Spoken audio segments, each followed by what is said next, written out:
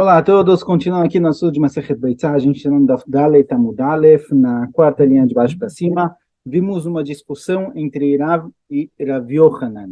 O que acontece com o ovo que nasceu no Shabat, se eu posso comer ele no dia seguinte, no Yom Tov. A nossa Mishnah se tratou de Shabat e Yom Tov juntos, quando o ovo nasceu no segundo dia, no Yom Tov no domingo, por exemplo, que aí ficou pronto no Shabat, aí teve discussão, é proibido ou permitido. A dúvida aqui é o contrário. Quando teve Shabat e depois Yom Tov, o ovo nasceu no primeiro dia, no Shabat. Será que no Yom Tov é permitido ou proibido? Rav falou que é proibido e Rabi Yohanan falou que é permitido.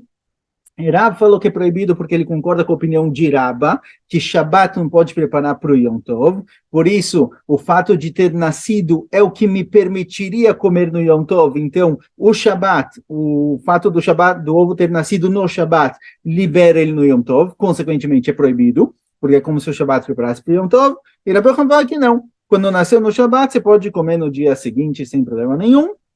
E a gente trouxe uma historinha aqui sobre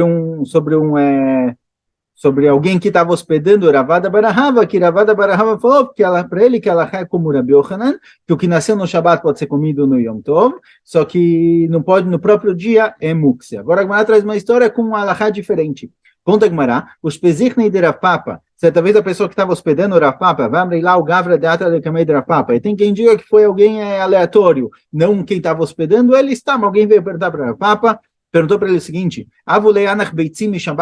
ele tinha ovos que nasceram no Shabat, ele queria comer no dia seguinte no Yom Tov, ia ter Yom Tov Motzei Shabat no domingo, e ele queria comer os ovos que nasceram no Shabat.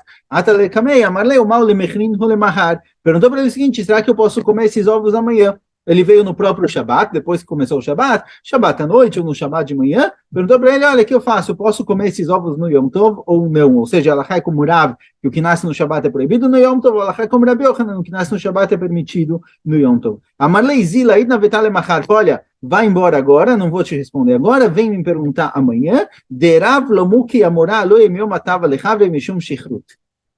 Porque Rav, assim Rav Papa aprendeu de Rav, não costumava responder perguntas depois da saudade de Shabat. Porque na saudade de Shabat eles faziam kiddush com vinho, eles acabavam bebendo muito vinho, e um rabino que bebeu um revit de vinho, ele não pode lehorot alahá, ele não pode definir alahá para as pessoas, porque o vinho ele mexe com a cabeça e ele pode acabar errando a alahá. Então falou Rav Papa para ele o seguinte, olha, você veio agora, talvez é Shabat à noite, depois da saudade, eu já acabei de comer, eu bebi vinho durante a saudade, então volta amanhã eu te respondo, me pergunta amanhã. Que Atalemachar, quando ele veio no dia seguinte, Amarlei, falou a Papa para esse cara que fez a pergunta, posso comer o ovo no dia seguinte, no Yom Tov? Falou, Iku ashta ishtalai. Se eu tivesse te respondido ontem, quando você me perguntou da primeira vez, eu teria esquecido, eu teria te dito que entre Rav e Rabi Yohanan, como Rabi Yohanan, que essa é a regra geral, eu teria te liberado o ovo no dia seguinte. Porém, aqui nesse caso específico, fala Papa Alahá não é como Rabi Yohanan e o ovo é proibido. Por quê? Rava falou que, embora geralmente Rav e Rabi Yohanan Alahá é como Rabi Yohanan, quando eles discutem em 3 assuntos, Alahá é como Rav, independente se Rav Mekel ou Mahmir, 3 assuntos Alahá é como Rav, e esse é um dos 3. Então, se você tivesse me perguntado ontem, eu não estava com a cabeça no lugar, eu ia te dizer, olha, Rabi Yohanan, Alahá como Rabi Yohanan está liberado, mas ainda bem que você veio só hoje de manhã, eu vou te falar a Alahá correta, que Alahá é como Rav, que o ovo é proibido. Bom, Ama Rabi Yohanan, fala Rabi Yohanan, Etzim shenasru min hadekel beshabat, asur lasikan beyom tov. Se caíram galhos de uma árvore no Shabat, não posso usar esses galhos no dia seguinte no Yom Tov. Está se tratando de novo que tem Shabat, Motzai Shabat é Yom Tov. O que nasceu no Shabat, Rabi Yohanan falou que é permitido no Yom Tov. O ovo que nasceu no Shabat, posso comer no Yom Tov. Porém, fala Rabi Yohanan, se caíram galhos de uma árvore no Shabat, não posso usar eles no Yom Tov para acender fogo. A priori não tem problema se eu tenho uma fogueira acesa colocar mais galhos, mas se esses galhos caíram no dia anterior no Shabat, não posso usar eles no Yom Tov. E não me vem me provar de beitzá que o ovo que nasceu no Shabat pode ser comido no Yom Tov, assim também o galho que caiu no Shabat pode ser usado no Yom Tov, porque aqui tem uma diferença. Maitama, qual a diferença? Beitzá, mishum de beyom anami chazi legomá, velokashar ilad lemachar, midayada e debate uma asura. no ovo, a priori, se a gente imaginar um ovo que nasceu no Shabat, não posso cozinhar esse ovo, mas a priori eu posso comer esse ovo cru. Quando a gente vê que mesmo comer ele cru é proibido e ele é permitido somente no dia seguinte, no Yom Tov, as pessoas entendem que o que nasce no Shabat é proibido. No dia seguinte eu posso usar ele, mas hoje eu não posso. Mas etzim, mas no caso da árvore, os galhos que caíram no Shabat esses galhos não têm utilidade nenhuma, são galhos que servem para acender fogueira, para colocar lenha na fogueira. No Yom Tov eu posso fazer isso, mas no Shabat eu não posso. Então, esses galhos que caíram no Shabat, eles não têm utilidade nenhuma no Shabat. E Sharileu Lemachar, se eu liberar esses galhos no dia seguinte, no Yom Tov,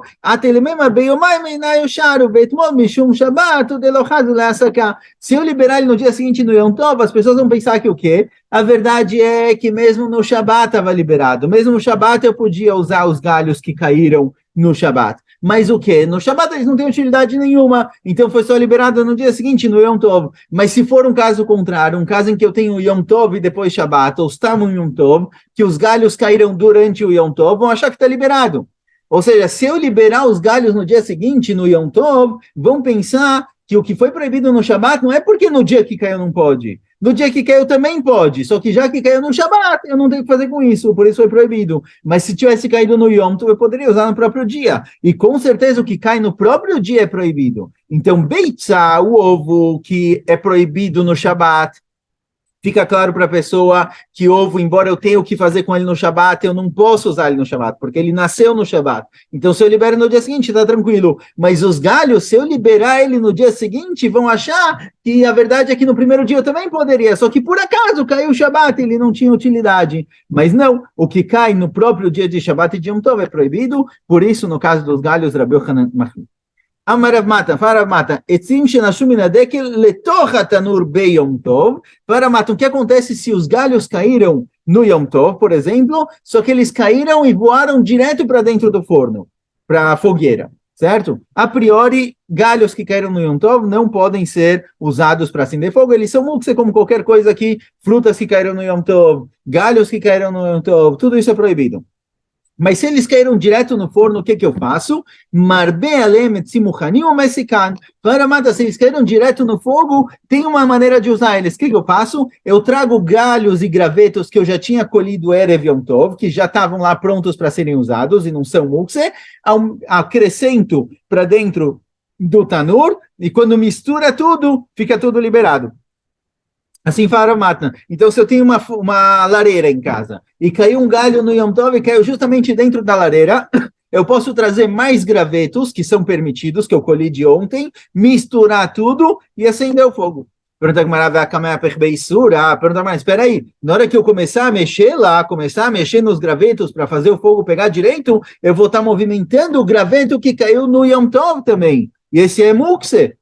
Como eu posso movimentar tudo junto? Responde a Gemara aqui, Vanderuba deiteira ninhu ki kameaper beiteira kameaper. Fala a Gemara que já que a maioria aqui é permitida, já que a maioria dos gravetos que eu coloquei nessa lareira são gravetos permitidos que eu colhi de ontem, só alguns que caíram justamente dentro da lareira no Yom Tov, então quando eu mexo, é considerado sempre que eu mexo na maioria. A gente sempre vai atrás da maioria. Então cada galho e galho que eu movimentar lá, eu posso dizer que esse faz parte da maioria e é o galho permitido. Então se eu coloco mais galhos permitidos do que o que caiu lá de proibido, fica tudo liberado. Pergunta a Gemara, fala, espera aí.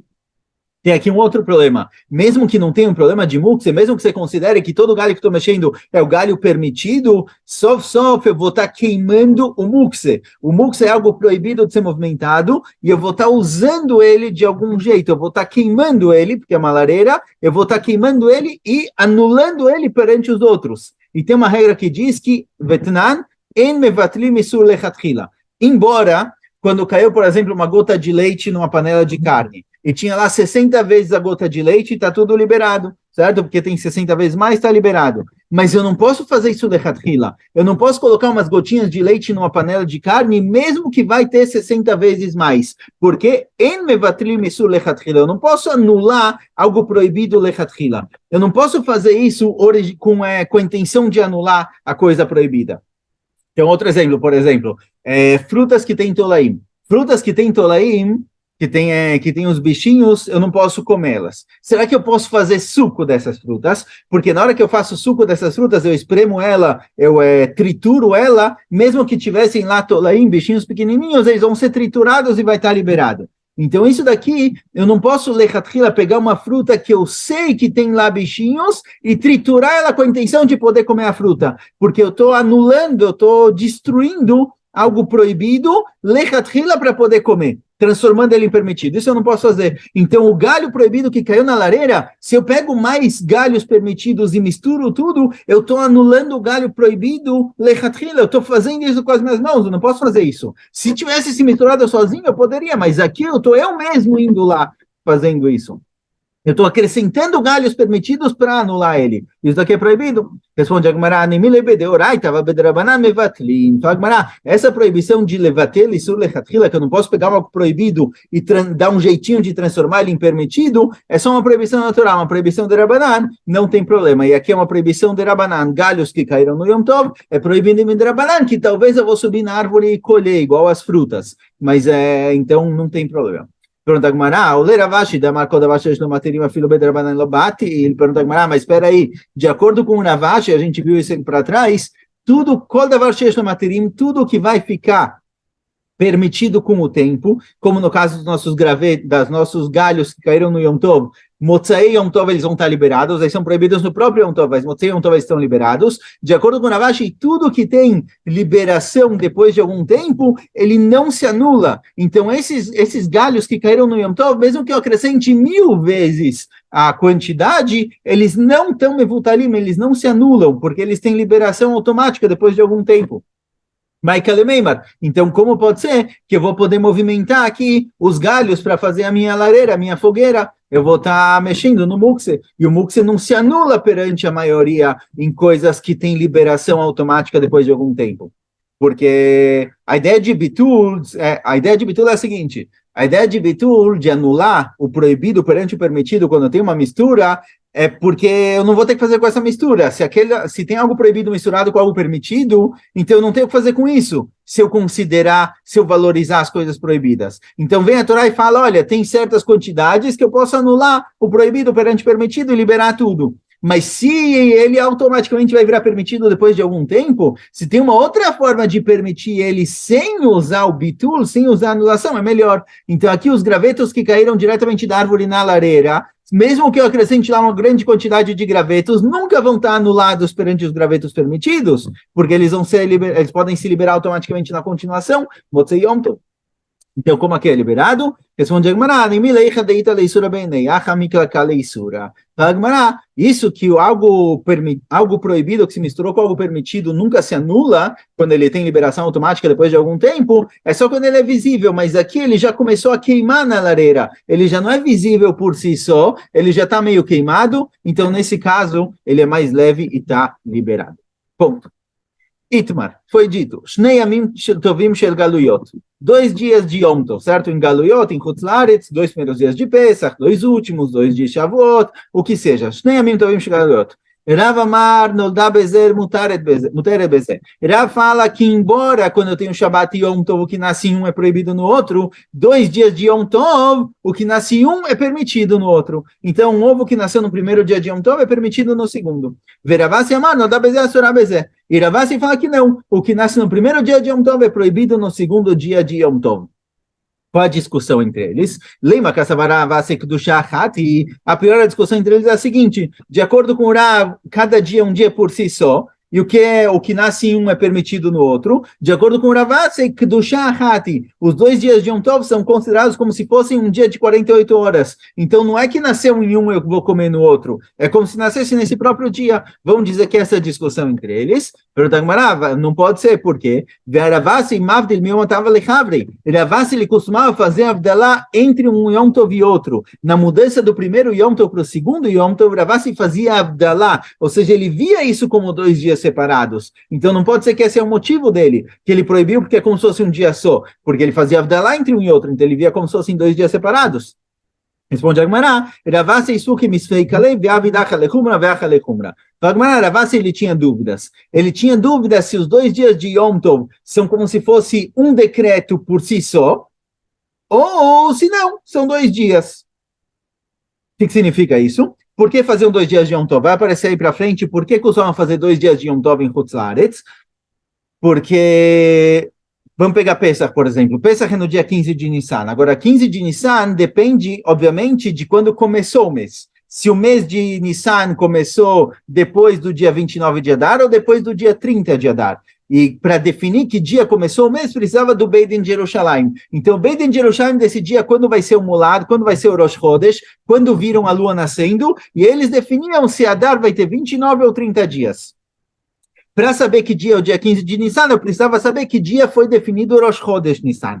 Quem morava em Chutz La'aretz não ficava sabendo, porque os mensageiros que saíam do Beit Din para avisar quando foi Rosh Chodesh não tinham tempo de chegar em Chutz La'aretz. Então, o que costumaram fazer em Chutz La'aretz? Costumaram fazer 2 dias. Na dúvida, faziam 2 dias. Faziam dia 15 e o dia 16. Porque caso Rosh Chodesh Nissan foi depois do dia 29 de Adar, então dia 15 de Nissan é Pesach. Agora, se Adar teve um dia a mais, Pesach foi um dia para frente. Então, costumavam fazer 2 dias na dúvida. Agora, a pergunta é, se na hora que faziam 2 dias, cada dia ele é uma dúvida por si só, ou seja, eu não sei se é no 15 ou no 16 eu faço os dois, mas cada um dia é um Yom Tov por si só, ou talvez não. Na hora que existia essa dúvida, vieram Rabanan e decretaram que Chutz La'aretz fazem 2 dias de Yom Tov. Não pela dúvida que eu não sei qual é qual, mas sim, já que originalmente existe essa dúvida, foi decretado que deve-se fazer 2 dias.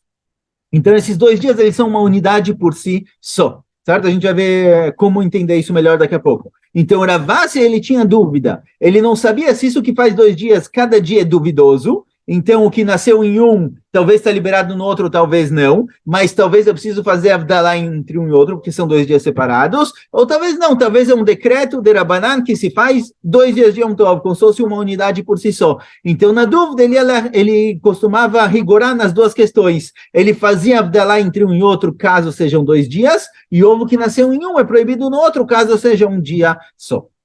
Amaravizeira, falavizeira, que vai ter de Ravasi mistabra. A priori, a ideia de Ravasi é a certa, por quê? Daí na Yadina Bekvia de Archa, Vekavdina, Treyomei. Falavizeira, olha, hoje em dia a gente sabe exatamente que dia é Rosh Chodesh. A gente não usa mais as pessoas que veem a lua, a gente tem hoje em dia, na época de Rabizeira já, também hoje em dia, a gente tem um calendário fixo, a gente sabe quando cai Rosh Chodesh e continua fazendo 2 dias. Ou seja, fala Rabizeira, aparentemente, isso que em Chutz La'aretz se faz 2 dias de Yom Tov, não é pela dúvida. Pode ser que foi a dúvida que gerou a necessidade de 2 dias, mas foi decretado que sempre tem que fazer 2 dias. Mesmo que a gente agora saiba dizer quando foi Rosh Chodesh, quando é 15 de Nissan e quando é 16, a gente continua fazendo 2 porque foi um decreto que em Chutz La'aretz se faz 48 horas de Yom Tov. Amarabai, fala Abai que vai ter de Rav Mistabra. Fala Abai que não, pelo contrário, parece que Rav tem razão. Por quê? Detnan, está na Mishnah, Barishonah Yom Asimesuot. No começo, para avisar quando é Yom Tov, o que eles faziam? Tinha uma montanha perto do Beit Din, alguém subia lá com uma tocha, no dia que definiram Yom Tov, alguém subia com uma tocha, e tinha alguém uma montanha longe que ia avisando de uma montanha para outra, até que chegava em toda a região, mesmo em Chutz La'aretz, mesmo em Bavel, chegava a notícia de quando é Rosh Chodesh, certo? Uma pessoa acendia, quando era Rosh Chodesh, acendia a vela em Jerusalém, acendia essa tocha em outra montanha, e outra, assim ia se espalhando. Mishekil Kelu Akutim, até que vieram os Kutim, era um povo que morava aqui em Israel, trazido por Sanherib, eles começaram a zoar o negócio, eles queriam atrapalhar, então às vezes eles acendiam a tocha no dia errado, para confundir todo mundo, então mudaram a maneira de avisar, em vez de acender tocha, mandavam mensageiros, e fala Abaye, agora Abaye conclui, veio bitru akutim, se os kutim sumirem, se a gente não tiver mais problema com eles, a priori, avdinan hadioma, a gente pode voltar à maneira de aviso original, e a notícia vai chegar em todo lugar. Lugares onde os mensageiros chegam também faziam um dia, ou seja, parece que não tem um decreto fixo de fazer 2 dias, parece que se faz 2 dias na dúvida, mas a gente tem um jeito de verificar essa dúvida, se não tivesse em Kutim, se a gente conseguir avisar através das tochas, ou lugares onde os mensageiros chegam, fazem um dia só, então parece que não tem um decreto, parece que isso que faz 2 dias, é por dúvida. Então parece como Rav, que realmente são 2 dias separados. O que nasce num é permitido no outro. Porque já que os 2 dias são por dúvida, isso significa que, na verdade, só um deles é Yom Tov. Então o que nasce no primeiro é obrigatoriamente permitido no segundo. Porque se o primeiro era Yom Tov, então o segundo é dia de semana, está liberado. E se o primeiro não era Yom Tov e o segundo sim, então ele nasceu durante a semana e está liberado. Assim fala Baia. Então, agora, pergunta a Gemara, pergunta a Gemara, de acordo com essa opinião, de acordo com a Baie, que lugares onde sabiam quando foi definido o Rosh Chodesh, se faz um dia, onde os Shlichim chegam, ou se os Kutim sumirem, vai fazer um dia, porque hoje que a gente tem um calendário fixo, fazem 2? Responde Abaye, responde a Gemara, Mishum deshalchum mitam, porque mandaram de Eretz Israel um aviso, Izaru beminhag avotechem beedechem, zimnin de gazru malchut, gzerá veatelekilkulei. Porque mandaram um aviso de Eretz Israel falando o seguinte, falaram, olha, tomem cuidado com o costume dos seus antepassados. A verdade é que os antepassados faziam 2 dias pela dúvida, não sabiam quando exatamente é definido o Rosh Chodesh. Então, eles faziam 2 dias pela dúvida. Mas mesmo hoje que a gente tem como Livdok, como Levarer, como descobrir exatamente quando é Rosh Chodesh, a gente tem um calendário fixo, mesmo assim, mantenham os costumes dos seus antepassados, porque às vezes pode ser que de repente vai ter um decreto do governo local e vai atrapalhar toda a nossa contagem e de novo vão ter que começar a fazer baseado na lua. Então, já que a gente pode voltar à situação original, mantenham 2 dias. Mas o fato que a gente faz 2 dias ainda é por causa da dúvida original. Ponto. Vamos mais um pouquinho, que é um assunto parecido. Itmar, Shem Yamim Tovim Shel Rosh Hashanah. Bom, na verdade não. Na verdade, 2 dias de Rosh Hashanah é um pouco mais confuso, que mesmo em Eretz Israel faziam 2 dias, então a gente deixa isso para a continuação. Escolha...